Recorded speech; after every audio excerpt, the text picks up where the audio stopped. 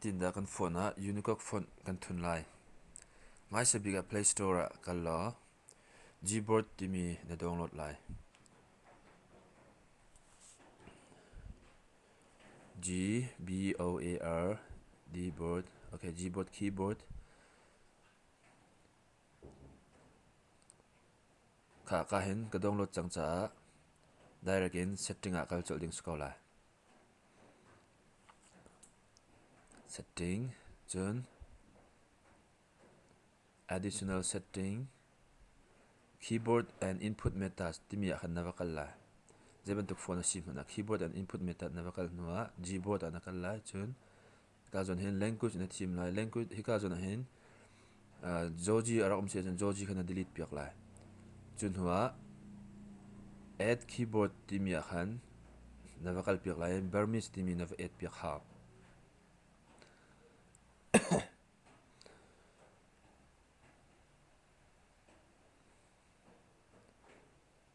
Burmese chu B nai thok lai BU Burmese handwriting he thim chiko chun huwa done sinan kan ha diri lo Burmese English le English ya chung sia chun zai man na tu khaw thei lo cha Burmese kha chung ana chia nan ha Burmese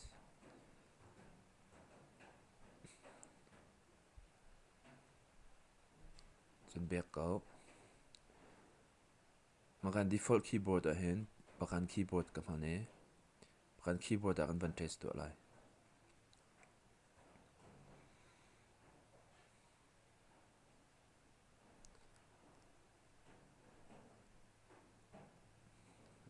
chatial har da mi ban tel si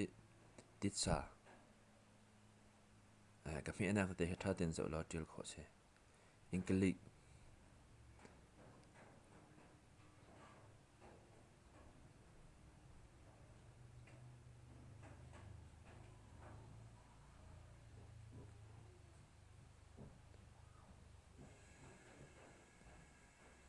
chun Gboard a kan thlen thana chun ka hen enter zone a hen sound in met lo Gboard a thlen ko la keyboard input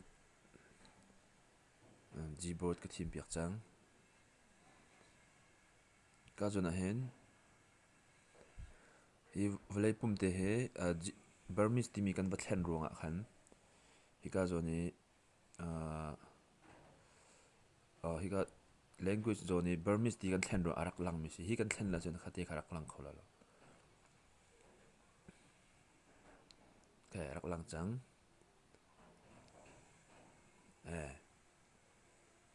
ka tel ve si titsa sa capital zone se capital sa long yi cha titsa English tel zone ai khat thiam nga tat na tel lai chun huwa ka zone plastic na ba me lai chun ka nge English chun handwriting in tel na du se chun vai khat na me than lai handwriting arak lang lai nong jetin